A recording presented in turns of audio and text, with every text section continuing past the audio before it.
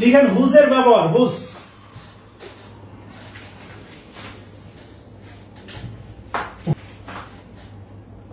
প্রথম লাইন লিখেন relative pronoun,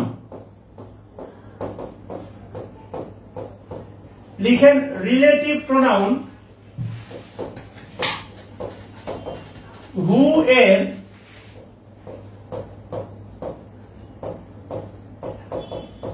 possessive form whose. Relative pronoun who এর পজেসিভ ফর্ম হচ্ছে আপনার হুজ। যেমন প্রোনাউনের আয়ের পজেসিভ ফর্ম হচ্ছে আপনার মাই, আইটা হচ্ছে বাক্যের সাবজেক্ট, হুটা বাক্যের সাবজেক্ট, আর হু এর পজেসিভ ফর্ম হচ্ছে আপনার হুজ। যেমন আয়ের পজেসিভ ফর্ম হচ্ছে আপনার কি মাই। পানি নিয়ে আসো তো। আচ্ছা, লিখেন হু বা হুম, হু বা হুম ব্যক্তির পরিবর্তে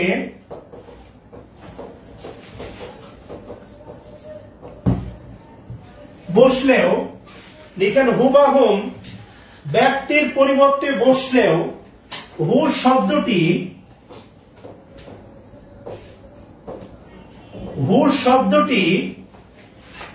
হুবাহুস ব্যক্তির পরিবর্তে বসলে হুজ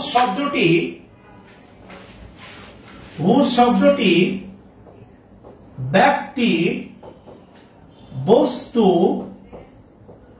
প্রাণী সকলের সাথে বসতে পারে। আমি যদি আপনাকে প্রশ্ন করি, সেটা হচ্ছে নরমাল একটা প্রশ্ন, হুজ বলতে পারেন হুজ কোন পার্টস অফ পিস, হুজ কোন পার্টস অফ পিস, হুজ বলেন, হুজ কোন পার্টস অফ পিস বলেন, হুজ কোন parts of piece, whose.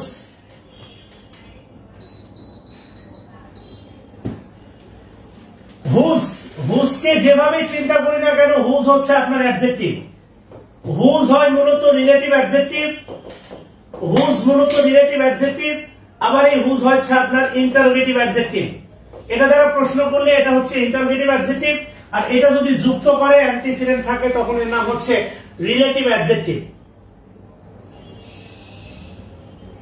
Whose কোন পার্টস অফ পিস অ্যাডজেক্টিভ, এটা যদি যুক্ত করে তাহলে এটা হবে রিলেটিভ অ্যাডজেক্টিভ, আর এটা যদি প্রশ্ন করে তাহলে এটা হবে ইন্টারোগেটিভ অ্যাডজেক্টিভ। হুজ অ্যাডজেক্টিভ,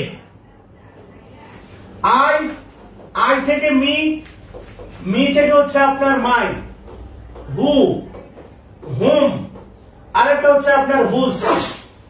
মাই যেভাবে অ্যাডজেক্টিভ, হুজ সেভাবে অ্যাডজেক্টিভ।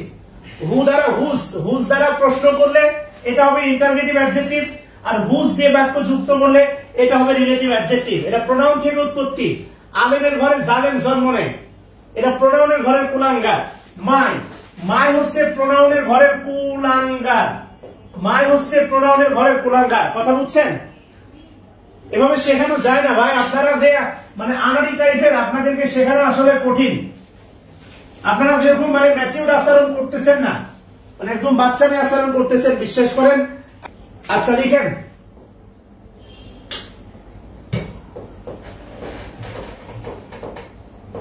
হুজের অর্থ লিখেন হচ্ছে যার। হুজের অর্থ কি? যার। আর এই যার শব্দটা বক্স করেন, যার শব্দটা বক্স করে তীর চিহ্ন দিয়ে লিখেন অফ হোম, ব্র্যাকেট দিয়ে লিখেন ব্যক্তির ক্ষেত্রে। আমি বুঝাচ্ছি উদাহরণ দিয়ে, ব্যক্তির ক্ষেত্রে। আর লিখেন অফ হুইচ, লিখেন বস্তু প্রাণীর ক্ষেত্রে, অফ হোম ব্যক্তির ক্ষেত্রে, অফ হুইচ বস্তু বা প্রাণীর ক্ষেত্রে। হুজ মানে কি? যা। আচ্ছা, স্ট্রাকচার লিখেন, noun plus whose plus noun. Structure লিখেন নাউন প্লাস হুজ প্লাস লিখেন হচ্ছে নাউন। ইংলিশের সমস্যার সমাধানের ব্যাপারে, ইংলিশের সমস্যার সমাধান হবে এই পরিমাণ পরিশ্রম দিলে, আর আপনি এতটুকু পরিশ্রম দিয়ে ভাবেন আমার হয়ে গেছে। একবার ক্লাস দেখলে আপনি ওইটা বুঝে যাবেন, এটা ভাবার কোনো সুযোগই নাই। Never ever. 3 বার দেখেন, 10 বার দেখেন, ইফোর্ট দেন।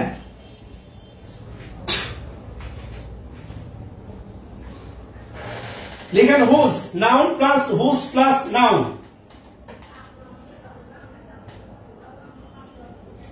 আচ্ছা, এবার উদাহরণ দিয়ে বুঝাচ্ছি ঠান্ডা মাথায়। যদি লেখা হয় তাহলে লিখেন example. Number 1, I have a dog. Dash color is red. I have a dog. Dash color is red. Option A তে লিখেন হচ্ছে আপনার হুইচ, অপশন বি তে লিখেন হচ্ছে আপনার হু, অপশন বি তে লিখেন হচ্ছে আপনার হু বাদ দেন, লিখেন দ্যাট।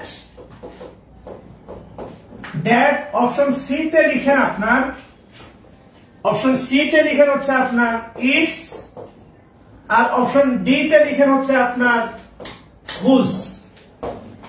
আমি 4টা তোলেন, উত্তর করার দরকার নাই। আচ্ছা, এবার একটু খেয়াল করে দেখেন।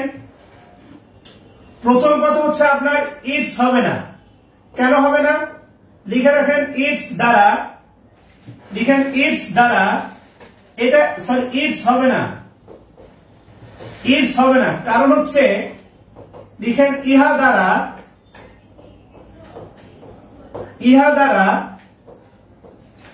বাক্য যুক্ত করা যায় না। ইটস দ্বারা বাক্য যুক্ত করা যায় না।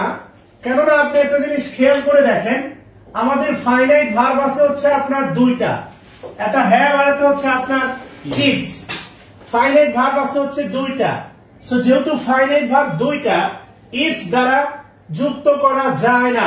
আচ্ছা, দ্যাটস হবে না, দ্যাটটা বক্স করে দেন। দ্যাট কেন হবে না? আমরা লিখেন পরবর্তী স্টেপ, পরবর্তী নোট। আমরা পরবর্তী নোটে দ্যাটের ব্যবহার দেখব, এটা লিখে রাখেন পরবর্তী নোট। দ্যাটের ব্যবহার লিখে রাখেন হচ্ছে আপনার পরবর্তী নোট, পরবর্তী নোট। আচ্ছা, হুইচ হবে না, হুইচ হবে না এই কারণে আবার বলে রাখি হুইচ হবে না। হুইচের বাংলা হচ্ছে লিখে রাখেন জেটি, হুইচের বাংলা লিখে রাখেন হচ্ছে আপনার জেটি, হুইচের বাংলা হয় জেটি। এখন আমি যদি বলি I have a cow, which colour, which colour মানে যেটির রং, যেটির রং না যার রং, কি হবে বলেন? আপনি এবারে বলেন যেটির রং। এই শব্দটা গুরুত্বপূর্ণ, এই শব্দটা হয় না আমরা বলবো যার রং, যার রং। কোনটা বলবো আমরা সবচেয়ে ভালো হয় বলেন? যেটির রং শব্দটা শুনতে ভালো লাগে না যার রং শুনতে ভালো লাগে? যার রং। আই হ্যাভ এ ডগ, এটা দেখেন কালার, কালার হচ্ছে নাউন, কালার নাউন, এটাকে আমরা অ্যাবস্ট্রাক্ট নাউন বলতে না, কালার অ্যাবস্ট্রাক্ট নাউন হতে পারে। আই হ্যাভ এ ডগ, আমার একটা কুকুর আছে, যেটির রং লাল না যার রং লাল, কোনটা শোনাই ভালো? কমেন্ট করেন। না আলটিমেটলি একটা বিষয় একটু বোঝেন, মানে যেটি মানে, আচ্ছা এখানে একটু বলে রাখি, সেটা হচ্ছে হুইচ মানে যেটি, হুইচ মানে যেটি, তাহলে হুইচ কালার, হুইচ কালার মানে হচ্ছে যেটি রং, হুইচ কালার মানে হচ্ছে যেটি রং। তো যেটি রং হয় না যার রং, অবশ্যই যেটি হবে না, অবশ্যই যেটি হবে না, হবে যার রং। আচ্ছা, এই প্রশ্নটা এভাবে ঘুরে লেখা যায়, সেটা হচ্ছে একটু আগে যেটা বললাম, I have a dog, I have a dog of which color of which colour is red, বাক্যটা এভাবেও লেখা যায়, of which colour is red, এর বাংলা হচ্ছে আপনার যার রং, এর বাংলা হয়ে যাবে হচ্ছে আপনার কি যার রং, অর্থাৎ যেখানে আমরা যেখানে হুইচ বসাতে পারবো, যেখানে হুজ বসাতে পারবো, একটু ভালো করে খেয়াল করেন, যেখানে আমরা হুজ বসাতে পারবো সেখানে আমরা ব্যক্তি বা প্রাণীর ক্ষেত্রে কখনো অফ হুইচ অথবা কখনো অফ হুম বসাতে পারবো, অর্থাৎ হুজ মানে হচ্ছে আপনার যার, অফ হুইচ অবলিক অফ হুম এর বাংলা মানে হচ্ছে আপনার কি যার। একটা বিষয় একটু খেয়াল করেন ভালো করে, আমি যদি বলি হুম, হুম মানে হচ্ছে যাকে, হুম মানে যাকে বা যাদেরকে, হুম মানে যাকে বা যাদেরকে, বাট অফ হুমের বাংলা হচ্ছে আপনার যা, অফ হুমের বাংলা কি হয়ে যাবে যা, এটা একটু ভালো করে খেয়াল করতে হবে। হুম মানে হচ্ছে যাকে বা যাদেরকে, আর অফ হুম এর বাংলা হয়ে যাচ্ছে কি যা, যেটা সমান সমান আমরা বলতে পারি আপনার কি হুজ। আবার একটু ভালো করে খেয়াল করেন, হুইচ মানে হচ্ছে আপনার এক্সাক্ট যেটি, হুইচ মানে কি যেটি, আর যদি বলি অফ হুইচ এর বাংলা হয়ে যাবে কি যা, এটা হয়ে যাবে হুজের আবার সিনোনিম। কথা বুঝছেন? এগুলো খেয়াল করতে হবে। আমরা হুইচের ব্যবহার দেখবো যদিও,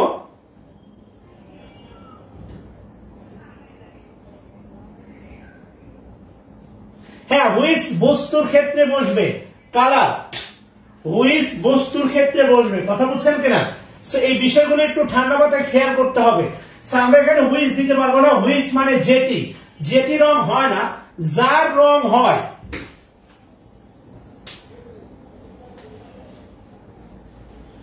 আমরা হুইচের ব্যবহার দেখবো, আপাতত আপনি এটা বোঝার চেষ্টা করেন, আমরা হুইচের কমপ্লিট ব্যবহার দেখবো, কথা বুঝছেন কিনা?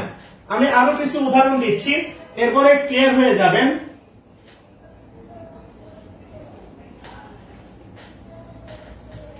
একটু কমেন্ট করেন, হুইচ মানে হচ্ছে যেটি, একটু সবাই কমেন্ট করেন, হুইচ মানে হচ্ছে যেটি, হুইচ মানে হচ্ছে যেটি, অফ হুইচ মানে হচ্ছে আপনার যা। আবার কমেন্ট করেন, হুম মানে হচ্ছে যাকে বা যাদেরকে, আর অফ হুম মানে হচ্ছে আপনার কি যা। সো আমরা নির্দ্বিধায় বলতে পারি of hmm oblique of which সমান সমান হচ্ছে আপনার হুজ, অফ হুইচ সমান সমান হচ্ছে আপনার হুজ। কথা ক্লিয়ার কিনা? এটা আমরা বলতে পারি। আচ্ছা, আরো কিছু উদাহরণ দিয়ে তারপরে ক্লিয়ার হয়ে যাবেন। কে মায়া না কি লেখা পিএসটিও কি রে? আচ্ছা, এবার দেখেন আরেকটা উদাহরণ দিয়ে আমরা আরো কিছু উদাহরণ দিই, ক্লিয়ার হয়ে যাবেন। The students studied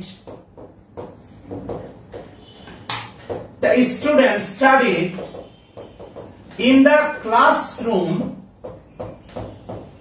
The students studied in the classroom dash windows অর্থাৎ স্টুডেন্ট কি করতেছে, একটা ক্লাসরুমে পড়তেছে যার জানালাগুলো ওপেন, যার জানালাগুলো হচ্ছে কি ওপেন। খেয়াল করে দেখেন, এক নাম্বার হচ্ছে আপনার লিখেন হুইচ, দুই নম্বর লিখেন হচ্ছে আপনার দ্যাট, সি নম্বর লিখেন হচ্ছে আপনার হুজ, আর ডি নাম্বার লিখেন হচ্ছে আপনার ইটস।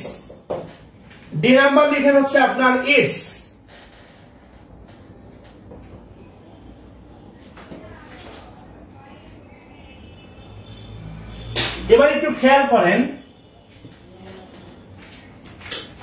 দেখেন আগেও আছে নাউন, পরেও আছে কিন্তু হচ্ছে কি নাউন।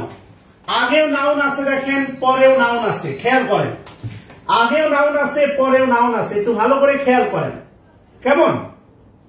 তাহলে হুইচের বাংলা কি? হুইচের বাংলা হচ্ছে যেটি, তো হুইচ বাংলা যদি আমি যেটি দিই, the student studied in the classroom, যেটি জানালাগুলো, যেটি জানালাগুলো না যার জানালাগুলো, কি হবে?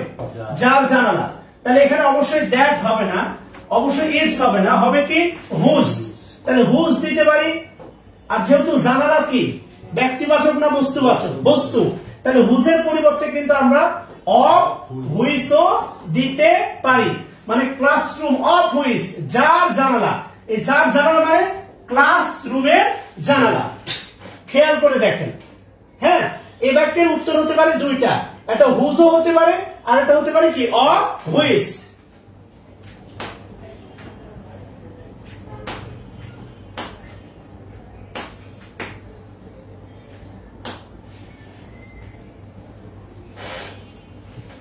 আচ্ছা, লিখেন I have a student dash father is a doctor. আপনারা স্টুডেন্ট পড়ান, অনেকে টিউশনি করান, দেখবেন আমার এখন হইতো দেখা যায় স্টুডেন্টের পাওয়ার, বাবা পাওয়ারফুল, মনে হইতো ওটা আমারই পাওয়ার, আলাদা পার্ট কাজ করতো। কথা বলছেন কিনা? আচ্ছা, তাহলে উদাহরণ লিখেন option A whose, option B which, whose which দূরে দিলাম আর কি। হ্যাঁ, আচ্ছা, বুঝতে পারলে ভাই ভাল লাগে আমাদের। আপনার শেখানোর উদ্দেশ্য কি ভাই? আপনি একটু খেয়াল করে দেখেন। তাহলে এই বাক্যটা কি বলছে দেখেন, আলটিমেটলি খেয়াল করেন। আই হ্যাভ এ স্টুডেন্ট, আমার কি আছে? একজন স্টুডেন্ট আছে। যেটি বাবা না যার বাবা? যার বাবা। এবার একটু ভালো করে খেয়াল করে দেখেন, এই যে ফাদার, ফাদার যেহেতু ব্যক্তিবাচক, ফাদার কি বাচক হচ্ছেন? ব্যক্তিবাচক। এটা হতে পারে আমাদের কি হতে পারে? হুজ ফাদার, যার বাবা। এই যে ফাদারটা হচ্ছে নাউন, এটা হচ্ছে অ্যাডজেক্টিভ। কোন অ্যাডজেক্টিভ? এটা রিলেটিভ অ্যাডজেক্টিভ। খেয়াল করে দেখেন, রিলেটিভ অ্যাডজেক্টিভ। কথা বলছেন কিনা?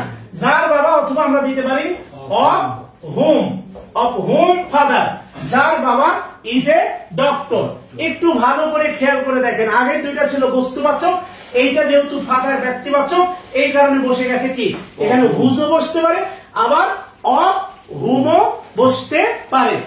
শুধুমাত্র একটা বিষয় মনে রাখবেন, শুধুমাত্র কনজাংশন না, শুধুমাত্র কনজাংশন না, রিলেটিভ প্রোনাউন তথা প্রোনাউন, রিলেটিভ প্রোনাউন তথা প্রোনাউন, রিলেটিভ অ্যাডজেক্টিভ তথা অ্যাডজেক্টিভ, রিলেটিভ অ্যাডজেক্টিভ তথা অ্যাডজেক্টিভ, এবং আরো আছে, আমরা ক্লজের ক্লাসে দেখবো এটা।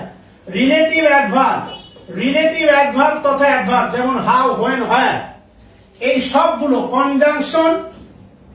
আবারও বলি, এতদিন যা শিখছেন ভাবেন, একটু ভাবনার জায়গাটা বাড়ান। কনজাংশন, প্রোনাউন, অ্যাডজেক্টিভ এবং অ্যাডভার্ব দিয়েও বাক্য যুক্ত করা যায়। এখন আবার যদি এই বক্তব্যকে কেউ কাটছাট করে, ওই যে দেখবেন হুজুরদের বয়ান, এক হুজুরের একটা বয়ান কাট করে আরেকটা হুজুর উল্টা পাল্টা কথা বলে ছাড়ে। আমার বক্তব্যটা আগে পরিপূর্ণভাবে বোঝা লাগবে। এক, কনজাংশন, রিলেটিভ প্রোনাউন তথা প্রোনাউন, অ্যাডজেক্টিভ, রিলেটিভ অ্যাডজেক্টিভ তথা অ্যাডজেক্টিভ, আর রিলেটিভ অ্যাডভার্ব তথা অ্যাডভার্ব, এই চারটে দিয়ে বাক্য বাক্য যুক্ত করা যায়। এই প্রশ্ন যদি পরীক্ষায় আসে, এই প্রশ্ন যদি পরীক্ষায় আসে, I have a student whose father is a doctor, যদি আন্ডারলাইন থাকে হুজ, আপনাকে যদি প্রশ্ন করে হুজ কোন পার্টস অফ স্পিচ, কোনোভাবেই কনজাংশন বা প্রোনাউন বলা যাবে না, এটা অবশ্যই অ্যাডজেক্টিভ এবং এর নাম হচ্ছে আপনার শতভাগ রিলেটিভ অ্যাডজেক্টিভ। আর আপনি আবার বলেন না যে স্যার সার্টেনলি, সার্টেনলি তো অ্যাডভার্ব, এটা দিয়ে বাক্য যুক্ত করে দেখান। এই অ্যাডভার্ব না, রিলেটিভ অ্যাডভার্ব। রিলেটিভ অ্যাডভার্ব হচ্ছে চারটা, একটা হচ্ছে আপনার হাউ, একটা হচ্ছে আপনার হোয়েন, একটা হচ্ছে আপনার হোয়াই, আরেকটা হচ্ছে আপনার হোয়ার। এই চারটা হচ্ছে আপনার রিলেটিভ অ্যাডভার্ব, এবং এই চারটা রিলেটিভ অ্যাডভার্ব দিয়েও এগুলো দিয়ে প্রশ্ন করা যায়।